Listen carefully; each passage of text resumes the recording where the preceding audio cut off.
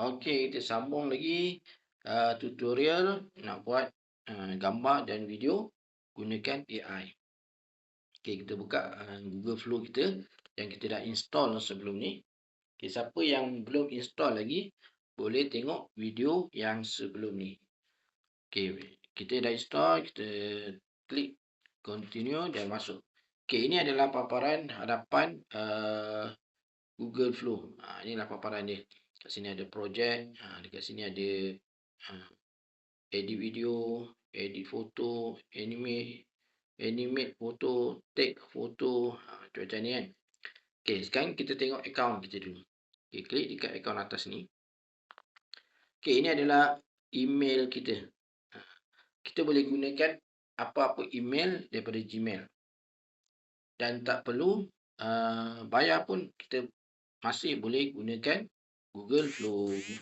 Dia akan bagi ni 50 flow kredit. Dia akan bagi 50 flow kredit. Kredit ni guna untuk apa? Untuk buat video. Nanti kita akan belajarlah tu dan kegunaan kredit ni kan. Kredit ni dibagi 50 flow kredit sehari. Kalau kita tak pakai kredit kita pada hari ni, dia tak boleh bawa ke hari esok. Mana esok dapat balik 50 kredit yang lain. Okay, contoh macam hari ni kita hanya pakai 40 kredit. Hari ni kita ada baki 10 kredit. 10 kredit tu kita tak boleh bawa ke esok. 10 kredit tu akan hangus. Dan esok dia akan kembali semula. Dia bagi 50 kredit yang baru. Okay, itu kegunaan kredit. Dan kredit ni dia akan tambah, kalau tak silap saya, masa kita daftar.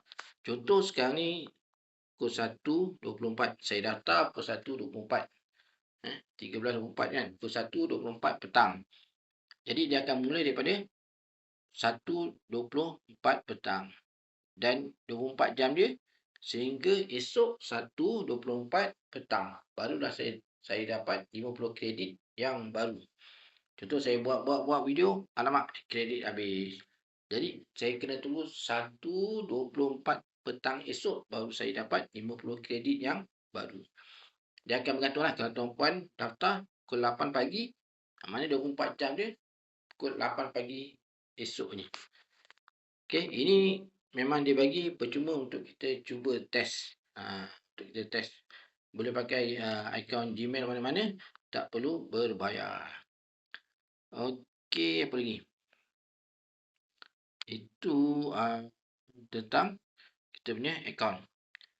Okey, kita akan mulakan kita punya tutorial pada video yang akan datang. Okey, jumpa pada video yang akan datang.